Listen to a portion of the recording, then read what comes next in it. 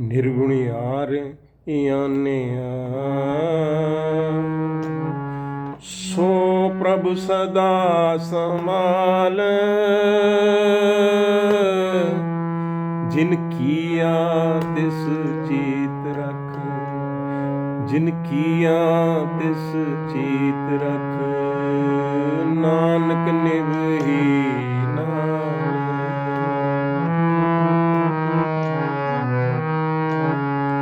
रमैया के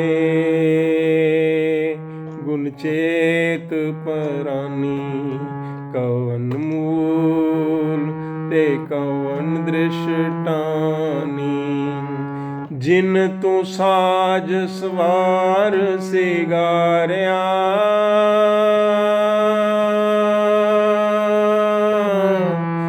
गर्भ अगन में जिन है उबारिया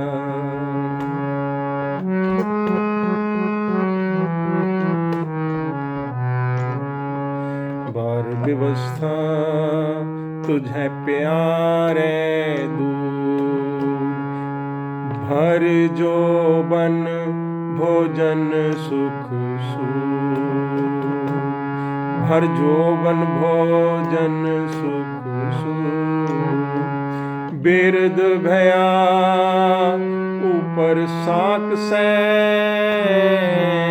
मुखिया प्याओ बैठ को क्यों निर्गुण गुण कछु न बूझे बख्श ले हो तो नानक सीझे यो निर्गुण गुण कछु न बूझे बख्श ले हो तो नानक सीझे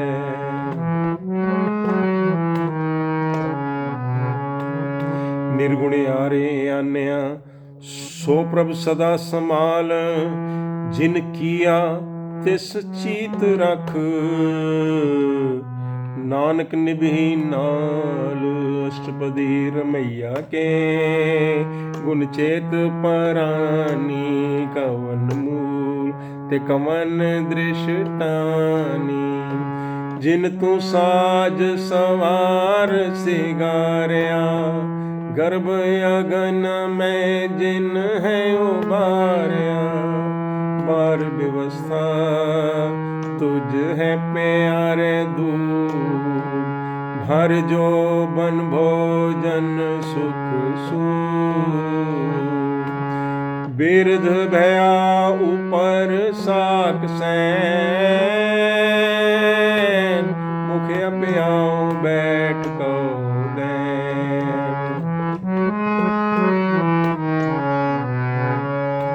यो निर्गुण गुण कछु न बूझे कछु न बूझे यो निर्गुण गुण कछु न बूझे गुण कछु न बूझे बख्श ले हो तो नानक सीझे बख्श ले हो तो नानक सीझे। वाहिगुरु जी का खालसा वाहिगुरु जी की फतेह। कीर्तन कथा की इस श्रृंखला में आपका बहुत बहुत स्वागत है। सो हम जो प्राणी मात्र हैं ना, एक तो है निर्गुण। निर्गुण अर्थात के हमारे में जो भी कुछ है सो प्रकृति से ताकत लेकर आया है। भोजन प्रकृति का, श्वास प्रकृति के, पानी जल सब कुछ प्रकृति का प्रकाश लेकर के, और एक तो निर्गुण है और ऊपर से बात यह है कि इस बात से अज्ञान भी है। सो बाबा जी कहते हैं निर्गुण यार यान्या, ऐ प्राणी तू निर्गुण है और इस बात से अनजान भी है। ऐसा कर सो प्रभु सदा संभाल, ऐसे प्रभु को याद रख जिन किया, जिसने तुझे बनाया है ना, जिन किया तिस चीत रख नानक निभही नाल। और वो परमात्मा आत्मा के साथ रहने वाला है, उसको याद रख, अपने अहंकार में और किसी मोह माया में न फंस।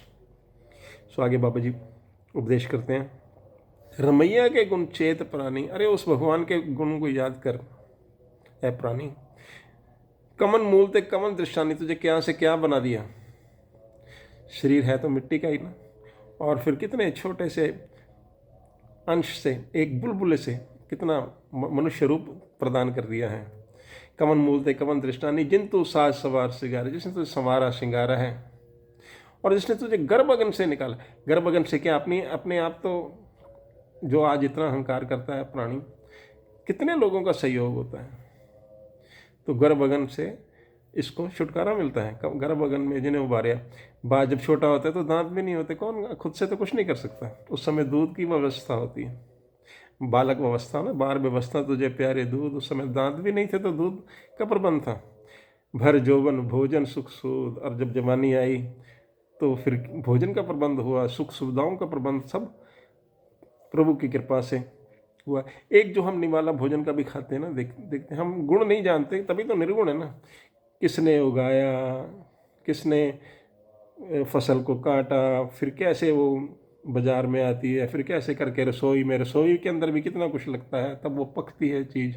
पकने के बाद वो निवाला हमारे मुंह में जाता है, लेकिन हम गुण जानते नहीं हैं कि हमको भोजन सुख सुविधा, और इसमें अंदर कितने लोगों का जो है शामिल है श्रम। लेकिन हम इस बात को नहीं मानते। अपने अहंकार को पानी हम देते रहते हैं, लेकिन प्रभु के गुण को नहीं जानते। इस बात से कितने अज्ञान रहते हैं। और जब बूढ़ा हो जाता है इंसान, वृद्ध बया ऊपर साख सहन, तभी भी प्रबंध किया हुआ है। साख संबंधी होते हैं, मुख प्याओ बैठ को देन, बैठे की सेवा भी करते हैं। एवं निर्गुण गुण कछु न बूझे, और एक तो निर्गुण है और फिर गुणों को पहचानता भी नहीं है। एक तरह से कृतघन है। जो कृतघन होना भी एक तरह का अपराध ही है। अभी किसी का किया हुआ जो हो रहा है, जो हमें संवार रहा है, श्रृंगार रहा है, उस प्रभु को भूल जाना, ये क्या कोई अपराध से कम है।